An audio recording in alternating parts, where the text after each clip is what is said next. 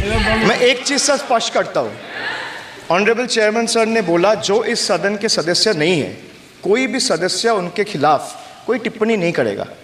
Sir मैं आपसे इतना पूछना चाहता हूं, पश्चिम बंगाल के चीफ मिनिस्टर ममता बनर्जी सदन के सदस्य है? नहीं है, तो उन्होंने क्यों टिप्पणी किया? सर आप अपना पद का मान रखिए सर, उनको उठ के बोलिए माफी मांगेगा, then I will continue my speech. No sir, you have to intervene. Sir, you are the speaker. You are the speaker of this house. No sir. एक मिनट प्लीज, मैं हाथ जोड़ के बड़े जंतु, हाथ जंतु, আমি হাত बड़े please please please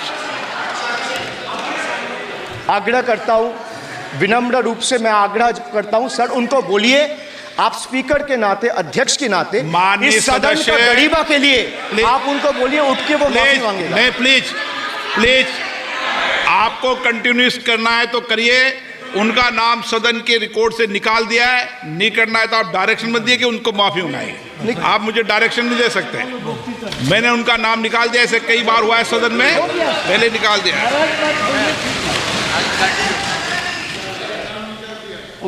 sir D for deprive. You spent 2,000 crore on revamping Central Vista. You did this to improve the homes of the rich, influential and powerful. What have you done for the homeless in the cities, towns and villages? Why have you deprived the homeless across India and Bengal? You are not only visionless and shameless. You are not. एक minute sir, he is not even listening to you. अब क्यों disturb? मैं बाद में आपकी बात सुन लूंगा sir, he is not आपकी even बात सुन listening to लूंगा सर। सो नहीं सब निकाल देंगे, प्लीज निकाल देंगे। सर ये तो आपका बात भी नहीं सुन रहा है।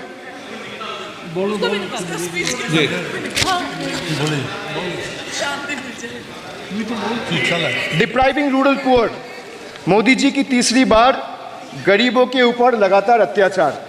Sir, over the past decade the BJP-led central government has made its Bangla Birodhi stance abundantly clear by deliberately depriving people and abusing power to suppress Bengal's voice. They have made an array of hollow promises, disrespected Bengal's culture and hatched continuous conspiracies to tarnish the state's image. Failing to fight us politically, you declared an all-out war on our rural poor, depriving them of roti, kapda and makan. Sir, Honorable Finance Minister gave a statement today in Rajya Sabha saying that Bengal has failed to implement the scheme that Central has aided in the last 10 years. Sir, I challenge the Honorable Finance Minister if she can release the white paper of how many dime, penny or rupees the central government has given to Bengal after its embarrassing defeat in the West Bengal legislative elections in 2021.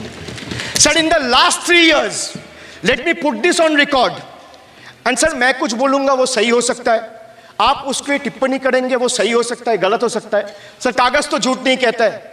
मैं बस इतना कह रहा हूँ कि 2021 में आपने बंगाल में हारने के बाद आपने मनरेगा के लिए बंगाल में कितना पैसा दिया, और आवास योजना में 2021-22, 22-23, 23-24 फाइनेंशियल वर्ष में आपने अगर साबित कर दिया व्हाइट पेपर रिलीज करके कि 10 पैसा दिया है, 10 पैसा।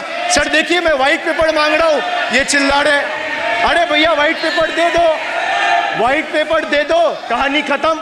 सर, जिसके पास कागज नहीं होगा, सर व्हाइट पेपर मांग रहे हैं, सर व्हाइट पेपर मांग रहे हैं, चिल्ला रहे हैं, इनके पास कागज नहीं है और पूरा देश से कागज मांग रहा है सीए का नाम पे। ये बीजेपी है, ये बीजेपी है। आप बीच में मत टोकिए। किसान, मजदूर, युवा और महिलाओं का बजट आया है, मिडिल क्लास के लिए खुशियां लाया। 12 लाख तक अब टैक्स नहीं लगेगा, हर घर में खुशियों का दीप जलेगा। मध्यम वर्ग का अब होगा उत्थान, उनकी मेहनत को मिला है पूरा सम्मान। युवाओं को मिलेगा काम, गरीबों को मिलेगा अपना पक्का मकान। बजट ने रखा है समाज के हर वर्ग का पूरा ध्यान। सुन लीजिए, परेशान और विपक्ष हो गया है परेशान। इंफ्रास्ट्रक्चर का फायदा अब होगा पूरे देश में। सड़क, पुल और मेट्रो बनेंगे हर प्रदेश में। वंदे भारत और बुलेट ट्रेन से महाराष्ट्र को भी नई रफ्तार मिलेगी। डबल इंजन की गाड़ी अब 3 गुना तेजी से चलेगी।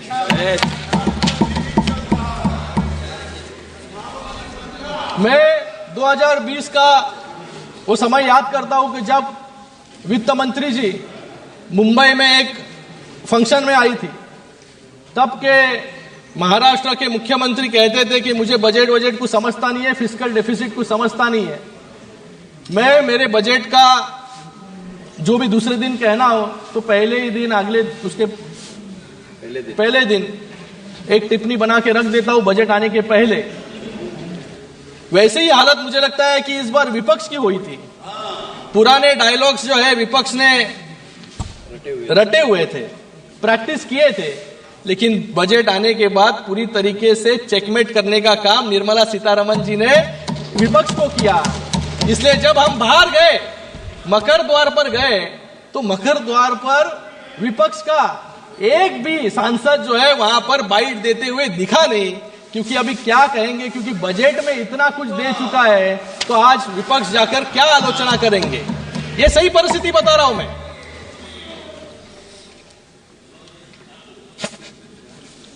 मुझे लगता है कि विपक्ष के कुछ साथी खुद का भी कुछ टैक्स रिलीफ खुद को मिला है कि नहीं, वो भी सोचते होंगे। ये जो बजट दिया गया है वो भले ही विपक्ष के समझ में ना आए, लेकिन देश की आम जनता के समझ में जरूर आया है। कश्मीर से कन्याकुमारी तक और कच्छ से लेकर अरुणाचल तक मिडिल क्लास के हर वर्ग में खुशी की लहर यहां पर इस बजट के कारण है। मैंने इस सदन में पहले भी बताया है कि हमारी सरकार स्कीम्स के लिए जानी जाती है, और जो कांग्रेस की सरकार थी वो स्कैम्स के लिए आज भी जानी जाती है। स्कीम्स और स्कैम्स। विपक्ष वाले बोलते थे कि 10 साल में क्या किया, और विपक्ष के कुछ नेता यहां पर एआई पे भी बात कर रहे थे। मैं यहां पर कुछ उपलब्धियां 2014 से 2024 तक इस सरकार ने किस किस क्षेत्र में क्या क्या उपलब्धि हासिल की है उसके बारे में बताना चाहूंगा। एयरपोर्ट्स वो भी बता रहा हूं आपको।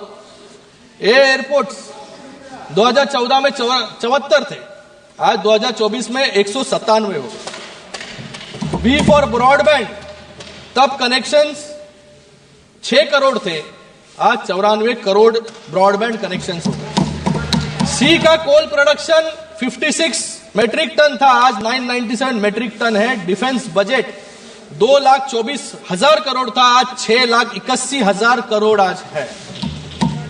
इथेनॉल का ब्लेंडिंग परसेंटेज जो पहले खाली 1.53% था, आज 15% है। उसके कारण फॉरेन एक्सचेंज भी हमारे देश का बच रहा है। एफडीआई जो $305 बिलियन था, आज $596 बिलियन है। और जी फॉर जीडीपी पर कैपिटा जो पहले $3,500 था, आज $6,000 से भी ज्यादा हमारा जीडीपी पर कैपिटा है। हाईवेज की संख्या 91,000 किलोमीटर थी, आज 1.5 लाख किलोमीटर से अधिक हाईवेज जो है इस भारत में बन चुके हैं।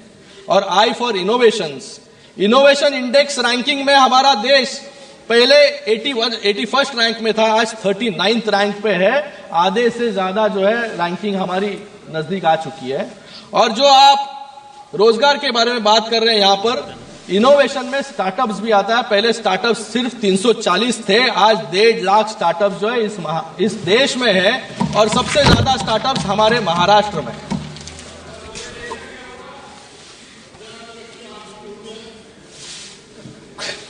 महाराष्ट्र इतना बड़ा राष्ट्र है। कुछ दिन पहले ही दिल्ली के चुनाव रिजल्ट्स आए। मैं एनडीए को यहां पर बधाई देता हूं एक ऐतिहासिक जीत के लिए, और विपक्ष को भी बधाई देता हूं ऐतिहासिक हार के लिए। विपक्ष के लोग कहते थे कि एनडीए इस जन्म में राम मंदिर नहीं बना पाएगी, 370 कलम नहीं हटा पाएगी, और कुछ लोग कह रहे थे कि इस जन्म में मोदी जी तो आम आदमी पार्टी को कभी हरा नहीं पाएंगे। इस 10 साल में राम मंदिर भी बन गया, 370 भी हट गया, और इस दिल्ली में सरकार भी बन गई, और आप इस जन्म में ही यूनिफॉर्म सिविल कोड भी इस देश में आएगा। जो व्यक्ति अपने आप को पीएम इन वेटिंग समझते थे, नई दिल्ली की जनता ने उनका टिकट ही काट दिया, क्योंकि इस नई दिल्ली में इतने साल तक एक परिवार रहा। अपने घर में खाता खोलने के लिए उनको इतने सालों तक परिश्रम, वेटिंग, और आने वाले समय में और वेटिंग करना पड़ेगा। कुछ लोग ईवीएम पर सवाल उठा रहे हैं यहां पर कि फर्जी वोटर जोड़ दिए गए। मैं उनको बताना चाहूंगा, we gave people economic growth and people blessed us with electoral growth. इसलिए इतना पूर्ण बहुमत आज इस भारत में भी और महाराष्ट्र में भी हमें मिला, और आज दिल्ली में भी। पिछले